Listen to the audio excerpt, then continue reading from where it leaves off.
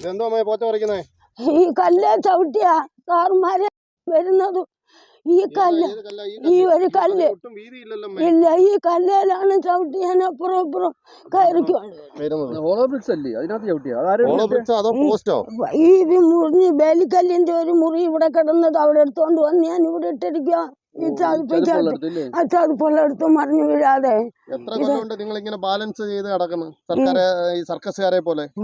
ഒത്തിരി വർഷം കൊണ്ട് ഞാൻ ഇങ്ങനെ നടക്കും. ആരോടെല്ലാം പറഞ്ഞിട്ടും എനിക്കൊരു ആശ്രയവും ഇല്ല. ഒരു മനുഷ്യനും ഒരു വഴി എനിക്ക് തോന്നിച്ച് തരുന്നില്ല. ഞാൻ എന്തോ ചെയ്യും? 2-3 എണ്ണത്തിന് സുഖമില്ലാതായപ്പോൾ ഞാൻ രാവിലെ എവിടെ പോയതാ?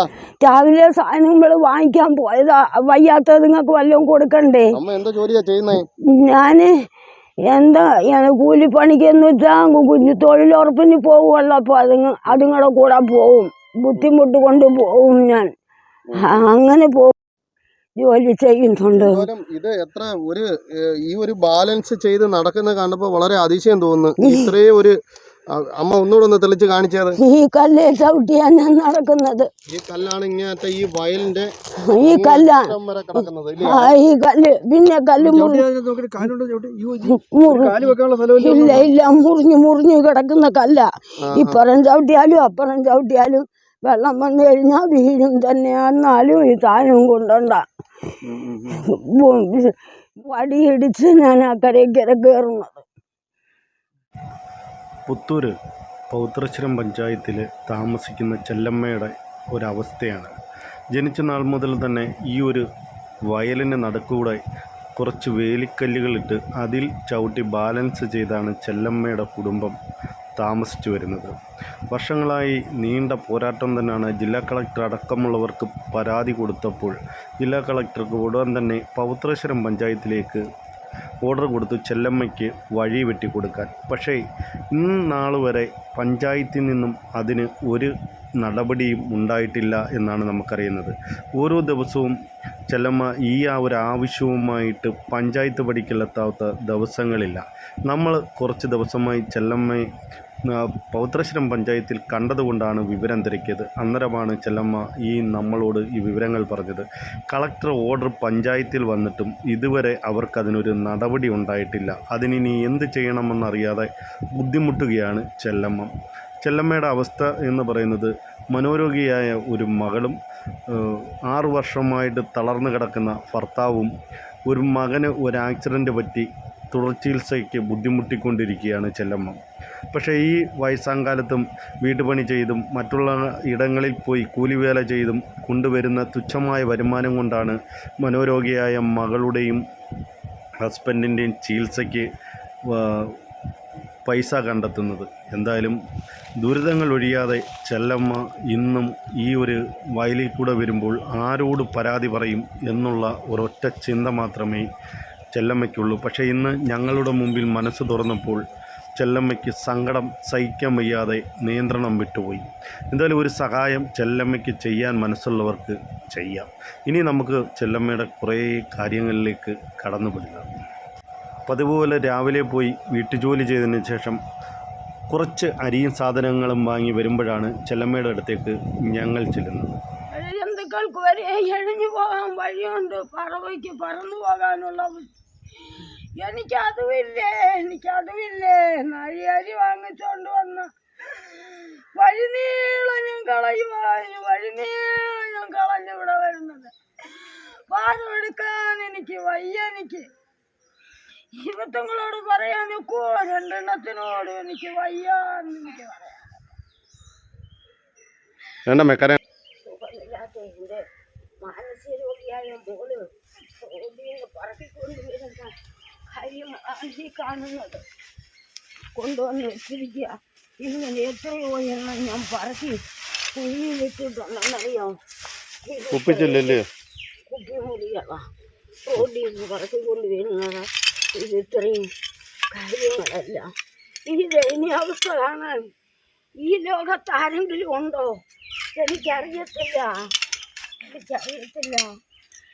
നോക്കുമ്പോൾ പറക്കിക്കൊണ്ടുവന്ന് വെച്ചിരിക്കുക. ട്യൂബ്, ചെരുപ്പുകൾ, എന്തും വേണ്ടി ഞാൻ പറക്കി. അമ്മ ഇല്ലാത്തപ്പോ ഈ മോൾ ഇറങ്ങി അങ്ങ് പോവൂല്ലേ? ഇറങ്ങി പോവും. മുക്കിന് പോയിരിക്കും. ചുമ്മാ ഇരുന്നും കാര്യം പറയും. ഞാൻ ജോലിക്ക് പോയി കഴിയുമ്പോൾ നിങ്ങൾ പറയും അവിടെ ഇരിക്കുന്നു. പിന്നെ വിളിച്ചും കൊണ്ട് ആഹാരം കൊടുത്ത് ഇവിടെ ഇരുത്തിയടിച്ച് പോകുന്നതിന് പുറകെ പിന്നെയും കയറി ഞാൻ അവിടെ 2-3 മണിയാകുമ്പോൾ ഞാൻ ഓടി ഞാൻ പോകാണ്ട് കുഞ്ഞവിടെ. ചെറുകഥകൾ വായിച്ചിട്ടുണ്ട്, അതിനകത്തെ കഥകൾ കേട്ട് നമ്മൾ കരഞ്ഞിട്ടുണ്ട്. പക്ഷേ അങ്ങനൊരവസ്ഥ നേരിട്ട് കാണേണ്ടി വന്നാൽ അനുഭവിക്കുന്നത് കണ്ട് ഞങ്ങളുടെ കണ്ണീന്ന് കണ്ണീര് വന്ന്, അത് ഒരു ചെറുകഥ വായിച്ചിട്ടല്ല, ഈ ഒരു വീട്ടിൽ വന്നിട്ട്. ഇത് പുത്തൂർ പൗത്രേശ്വരം പഞ്ചായത്തിലെ 17-ാം വാർഡിലാണ്. അത് തൊട്ട് പടിഞ്ഞാറ്റിൻകര എന്ന് പറയുന്ന ആ ഒരു ഭാഗത്താണ് നിൽക്കുന്നത്. വളരെ സങ്കടത്തോട് ഞാൻ നേരത്തെ പറഞ്ഞോളം തന്നെ ചെറുകഥകളിൽ നമ്മളൊരു കഥ കേട്ടിട്ടുണ്ടാവും.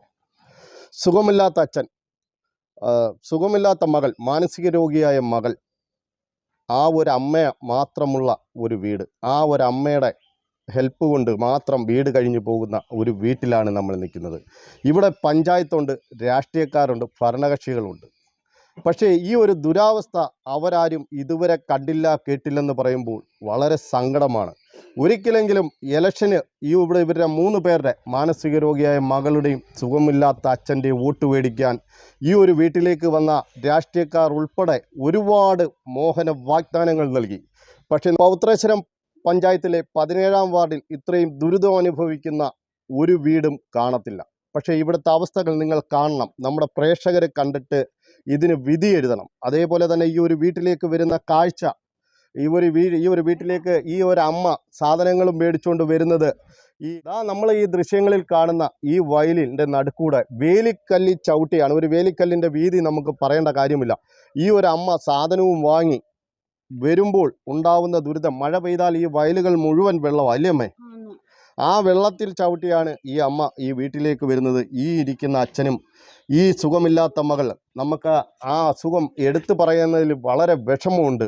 പക്ഷേ ഈ മകൾ ഞങ്ങളിവിടെ വരുമ്പോൾ തന്നെ ഞങ്ങളോട് പറയുന്ന കാര്യങ്ങൾ കേട്ടിട്ട് ഞങ്ങളുടെ നെഞ്ച് ഉരുകുകയാണ്. ഞങ്ങൾക്ക് കണ്ണിൽ കൂടെ കണ്ണീര് വരെ വന്നു പോകുന്ന ഒരവസ്ഥയാണ്. നമ്മുടെ പ്രേക്ഷകർ കണ്ടിട്ട് ഈ ഒരു കുടുംബത്തിന് പുത്തൂർ എത്രയോ മുതലാളിമാരുണ്ട്, എത്രയോ നല്ല നല്ല ആൾക്കാരുണ്ട്, ഒരുപാട് പേരെ സഹായിക്കുന്ന വലിയ വലിയ മനസ്സുകളുണ്ട്.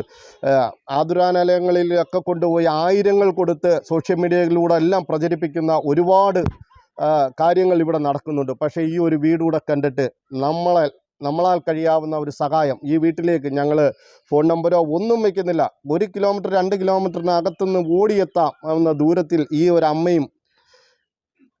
അമ്മ അവരെ ഭർത്താവിനെയും മകളെയും കൈപിടിച്ച് കൊണ്ട് ഓരോ ദിവസവും കഴിഞ്ഞു പോകുന്ന കാര്യം നമുക്ക് ഇവിടെ വന്ന് നേരിട്ട് കണ്ടാൽ നിങ്ങളുടെ ചങ്ക് തകർന്നു പോവും. ഒരു നേരമെങ്കിലും നമ്മളെ ജീവിതത്തിൽ ഒരു നല്ല കാര്യം ചെയ്യണമെന്ന് ആഗ്രഹിക്കുന്നുണ്ടെങ്കിൽ നിങ്ങളാൽ കഴിയാവുന്ന ഒരു ചെറിയ സഹായം കൊടുത്ത് ഈ അമ്മയ്ക്ക് വഴി വെട്ടി കൊടുത്താലും മതി. വഴി കൊടുക്കാൻ ഈ ഒരു പ്രദേശത്തുള്ളവരെല്ലാം വസ്തുക്കൾ കൊടുക്കാൻ തയ്യാറാണ്. പക്ഷേ അതിനുള്ള ഫണ്ട് ഇല്ലാത്തത് കൊണ്ട് ഈ അമ്മ അനുഭവിക്കുന്ന ദുരിത കാഴ്ചകൾ ഞങ്ങൾ എടുത്ത് കാണിക്കുകയാണ്. എത്ര പറഞ്ഞാലും ഇവരുടെ ദുരിതങ്ങൾ എത്ര ഞങ്ങൾ നിങ്ങളുടെ മുമ്പിലേക്ക് എടുത്തു കാണിച്ചാലും നിങ്ങൾക്കത് മനസ്സിലാവത്തില്ല. ഞങ്ങൾക്ക് കാണിക്കാൻ ഒരുപാടുണ്ട്, പക്ഷേ പറയാൻ ഒരുപാടുണ്ട്. അത് എങ്ങനെ നിങ്ങളിലേക്ക് എത്തിക്കണമെന്ന് ഞങ്ങൾക്കറിയാൻ വയ്യ. പക്ഷേ ഈ ഒരു അമ്മയെ ഞങ്ങൾ കൈപിടിക്കുകയാണ് സോഷ്യൽ മീഡിയയിലൂടെ. ഇനി ഈ അമ്മയ്ക്ക്, ഈ മകൾക്കും, മാനസിക രോഗിയായ മകൾക്കും, സുഖമില്ലാതെ ഇരിക്കുന്ന ഈ അച്ഛനും സോഷ്യൽ മീഡിയയിൽ നിന്ന് ഒരു സഹായം കിട്ടും എന്ന് ഞങ്ങൾക്ക് ഉറപ്പുണ്ട്. ഈ അമ്മ ഇവിടുന്ന് തൊട്ട് ഞങ്ങളുടെ കൈകൾ കൊണ്ട് ഞങ്ങളിലൂടെ നിങ്ങളിലേക്ക് എത്തുകയാണ്. നിങ്ങളെല്ലാവരും ഓരോരുത്തരും സഹായിക്കണം എന്ന് ഞങ്ങളുടെ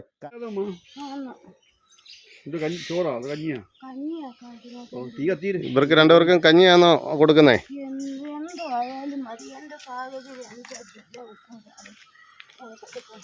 അമ്മ പുറത്ത് പോയി അന്വേഷിച്ച് വരുന്നതാണോ അമ്മ കഴിക്കുന്നേ? ആ മക്കളാരും ഇല്ലല്ലയോ? പിന്നെ ഈ വണ്ടി ആക്സിഡന്റ് ഉണ്ടായി, അത് വേറെ വീട്ടിൽ നിൽക്കും. അതിനോട് വരാനൊക്കെ അതേ സാഹചര്യത്തിലാണ്. മോന ഇവിടെ ഇപ്പൊ അമ്മയും അച്ഛനും കുഞ്ഞും മാത്രമേ ഉള്ളൂ ഇല്ലയോ? അമ്മയുടെ ഒറ്റ വരുമാനം കൊണ്ടാണ് കഴിയുന്നത്. അമ്മയുടെ ആവശ്യം എന്തുവാ? എനിക്കൊരു വഴി കിട്ടണം, ഇതുങ്ങൾക്ക് വെള്ളം. ഇനി ഞാനിവിടെ വീഴ്ചയായി കഴിഞ്ഞാൽ ഒരു ഗ്ലാസ് വെള്ളം ആരും എവിടെ കൊണ്ട് തരും, ഇതിലേ വരും. എനിക്ക് ഒരാശ്രയമില്ല. ആ ഒരവസ്ഥ അമ്മ എവിടൊക്കെ പരാതിപ്പെട്ടു ഈ ഒരു വഴിക്ക് വേണ്ടി? കലക്ടർക്ക് 4 ഭാഗത്ത് കൊടുത്തു. അതിൻ്റെ വന്നില്ലെന്ന് ഒരു സാറ് പറഞ്ഞു.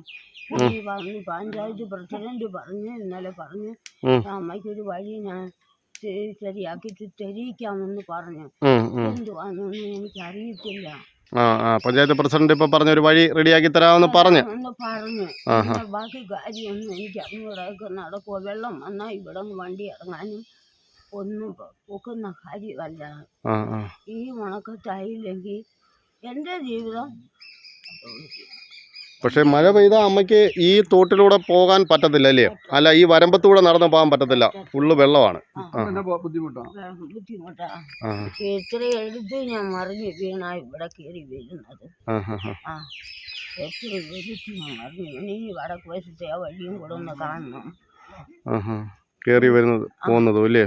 ഈ മനുഷ്യന് വെള്ളം കൊടുക്കാതിരിക്കാനും ഈ നിലവിളിയാ. ഇട്ടിട്ട് ഞാൻ ഓടുന്ന എവിടെ വന്നാലും സാറേ ഞാൻ പോവുക. അതിന് ഇഞ്ചക്ഷൻ കൊടുത്ത് ഇരിക്കുവാകുന്നേ. അൾസറിന്റെ അസുഖം വന്നതായിരുന്നു. എഴുന്നേറ്റിട്ടില്ല, ഇങ്ങനെ ഇരിപ്പും കാര്യങ്ങളും. പിന്നെ ഇങ്ങനെയുള്ള രീതിയിലാണ്.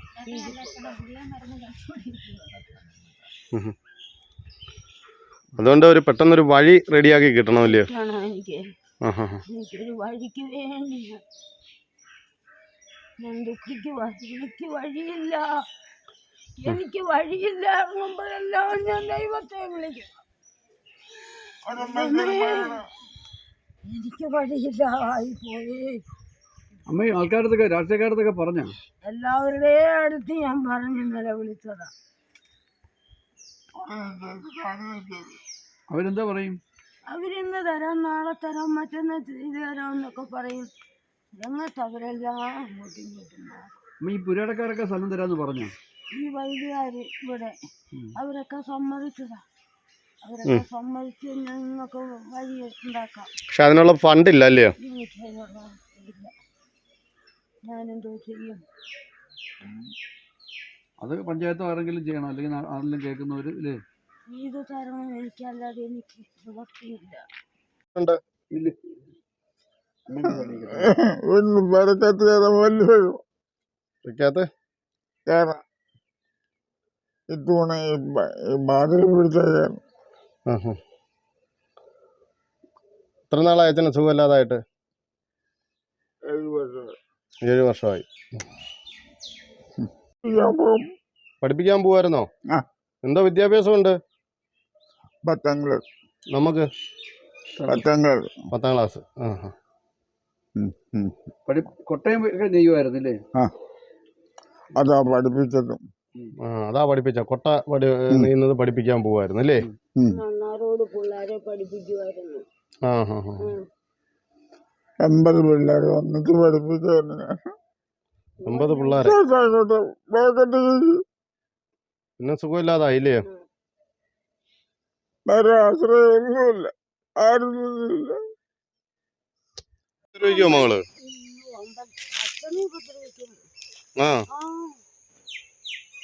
അമ്മ ഇല്ലാത്തപ്പോഴാണോ? അതുകൊണ്ടെങ്കിലും ഒന്നും പറയാനൊക്കത്തില്ല. അമ്മയെ അടിച്ചിട്ടുണ്ടോ മോള്? ഇഷ്ടം പോലെ.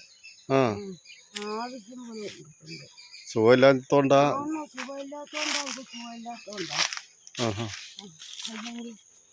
വെള്ളം ഇങ്ങോട്ട് വരുമ്പോ എനിക്ക് വഴി പോലും കാണത്തില്ല. ഞാനിവിടെ എത്രയോ ദിവസങ്ങളിൽ ഇവിടെ മറിഞ്ഞു വീണിട്ടൊന്നറിയാം.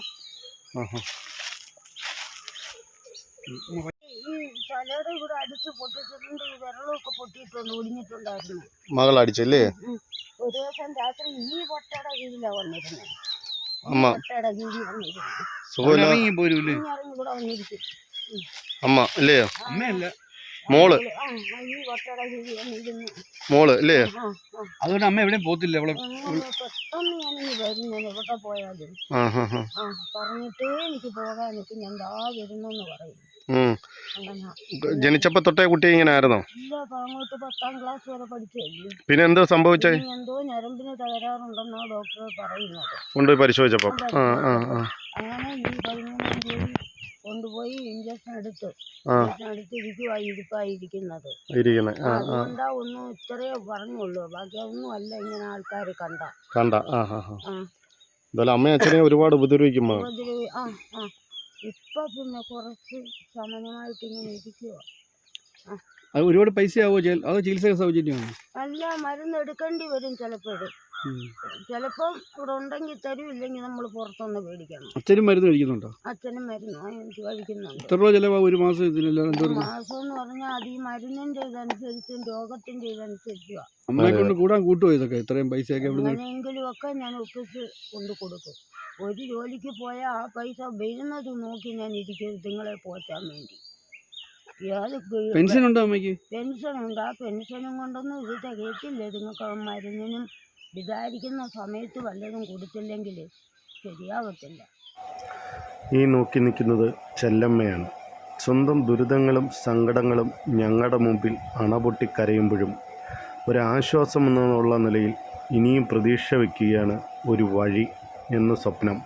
നാളെക്കാലത്ത് ഇവർ ആർക്കെങ്കിലും സുഖമില്ലാതെ വന്നാൽ ഞാൻ മാത്രമേ കാണൂ ഇവരെ എടുത്തുകൊണ്ട് പോകാൻ, എൻ്റെ മകളെയും ഭർത്താവിനെയും. ഇനി എത്ര നാൾ? അതാണ് ചെല്ലമ്മയുടെ ചോദ്യം. എൻ്റെ കാലം കഴിഞ്ഞാലെങ്കിലും വഴി എന്ന സ്വപ്നം ഞങ്ങൾക്കുണ്ടാവും എന്നുള്ള ഒരൊറ്റ പ്രതീക്ഷയാണ്.